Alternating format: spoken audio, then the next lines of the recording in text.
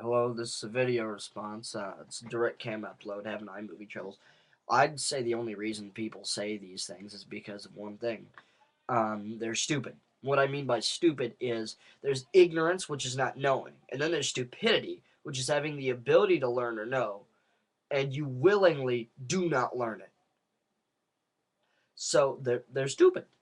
They do not know history. If they knew and understood history, they would not say this crap. It doesn't take an idiot to put 2 plus 2 together. They don't even have the numbers. They're just spouting off answers that 47, 82. They're just spouting off things they think it might be. I try to learn as much history as I can. Right here, War of 1812, the Revolution. Here's one on Hiroshima. This was documentary that won. I thought it was a movie, but I got it, and it ended up being a documentary. Um, Ronald Reagan's War in Word and Deed, the Soviet story. The Soviet story is one that you should not watch unless you have a strong stomach. Nobody with a weak stomach will be able to watch that documentary. I will guarantee you that. If you have not seen it, you should.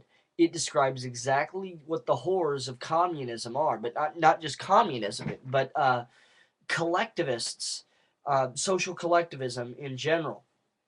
I read something the other day that fascism, the way it operates, it separates it out from things such as communism. They still allow there to be corporations and to be private companies, but they're so heavily regulated that the private company whole thing is all an illusion. They're so heavily regulated they don't have any free will, so it's not really a private sector. Um, Collectivism in general, if you've read 1984, you don't have a say. The government does everything. The concept that the government, educated people above you, know better than you do for you. Therefore, they will decide what you do. To what extent this changes. It can either be heavily regulating your business, or it can be telling you where you can live, what you say, what you can't say. What you say and what you can't say is in all of them. In Ronald Reagan's War in Word and Deed, they point out that it is a beast, and that whatever the name, socialism, communism, Bolshevism, fascism, Nazism, whatever the name or face, the goal remains the same: control of the state and power as an end unto itself. Because these people follow uh, Nietzsche's will to power and what Saul Alinsky wrote, which is the ends justifies the means. Therefore, they have the right to do whatever they want, lie, cheat, steal, murder, to get to that end. And getting to that end is all that matters. They claim that United States has committed murders and atrocities, yet they cannot name a single one because there are none. I will tell you that right now. There are none. Some people point and say, well, that when the Allies bombed that city in World War II, I forget the name of the city, where they just dropped bombs and bombs and bombs on top of it, um, just to see the biggest fireball they could make.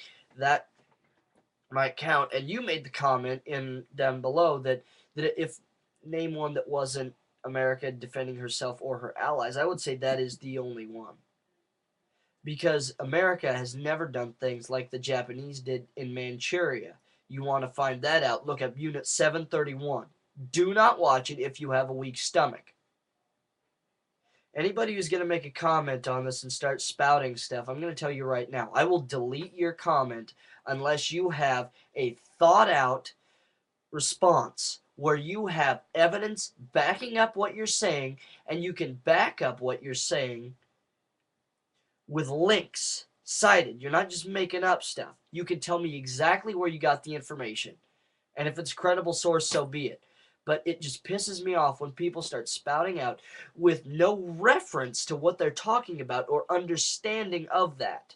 If you're going to point out what we did to the Indians, what happened with the Native Americans, you have to understand the context all that took place in. You have to understand the history of how the world operated back then, how society was when you start saying that stuff. Was it horrible? Absolutely, but you have to take it in context. That's all for me. That's kind of a little bit of a rant, and I'll see if I can get iMovie to get going so I can add in little flashy effects. But